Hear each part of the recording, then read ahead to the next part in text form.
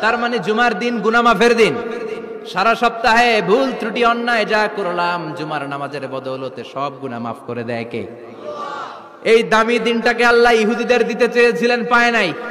আলহামদুলিল্লাহ কইবেন না? আলহামদুলিল্লাহ। ইখতিলাফু, তারা ইখতিলাফ করে হারাইছে এটা। এই দামি দিনটা রব্বুল আলামিন নাসারাদেরকে দিতে চেয়েছিলেন, ফাখতালাফু, ওরাও ইখতিলাফ করে হারাইছে। ইহুদিদেরকে আল্লাহ দিতে চাইলেন, ইখতিলাফ করে হারাইছে। নাসারারাও হারাইছে। ফাজা আল্লাহু বিনা ফাহাদানা বিহাদা দ্বীন। রব্বুল আলামিন এই দিনটা আমাদেরকে দিলেন, আমরা ইখতিলাফ করি নাই, বিশ্বনবীর হাতে হাত রেখে ঐক্য করে ঘোষণা দিয়েছি জুমার দিন আমাদের সাপ্তাহিক দিন। সুবহানাল্লাহ।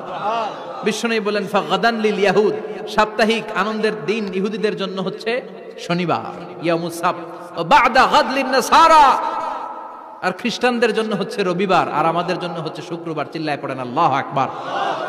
তার মানে জুমার দিন, জুমাবারের মর্যাদা বেশি না কম? চিল্লায় বলেন বেশি না কম?